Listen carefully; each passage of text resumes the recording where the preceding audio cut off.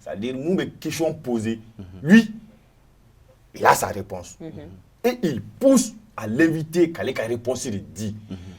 Parce que ni question posée ni Amadjaye, il va dévier où? Amoyou. Ah bon. Et puis t'as mon chaman ni il question me poser, ben là il a posé quoi chien keme.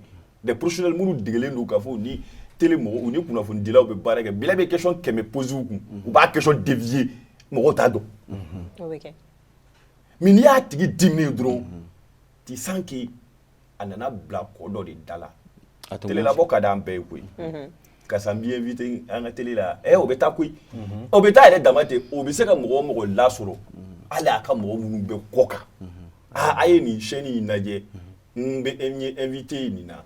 Nganga bo ala. Donc ni question do tara poser ko. Vraiment tu m'as fait ka bezi yorondo fo ni ba ko ko en fait.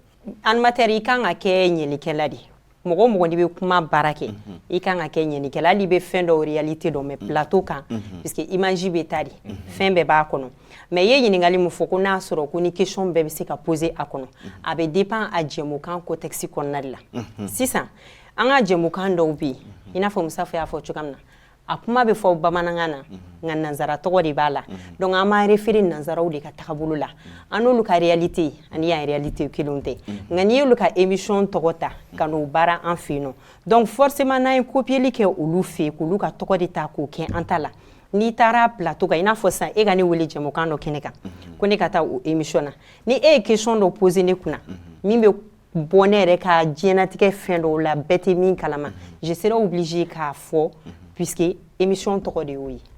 Bon, I ye da sera yɔrɔ dɔ ma n'o o ye anw fɛ yan danbe bɛ anw fɛ yan danbe fɔlɔ ye maloya de par exemple ne sigilen filɛ télé kɔrɔ muso bɛ n bolo denw bɛ n bolo n denw bɛ école la n muso mansaw b'olu la mansa bɛ n yɛrɛ la ni ne ye tɔgɔtiɲɛ ko dɔ sɔrɔ san n buranw b'a mɛn wa mun y'a to an ka fɔlɔ mɔgɔkɔrɔbaw ko mɔgɔ kana taga bɔ I buran na tilegan fɛ dɔ wɛrɛ t'a ka n'i défaut dɔn n'i ye défaut yira a la télé yɛrɛ la dun donc fɛn dɔ don an ka dɔn k'a fɔ ɲɔgɔn ka vie privée k'a dévoiler togo sugu dɔ la débat kɔnɔna na anw fɛ a tɛ bɛn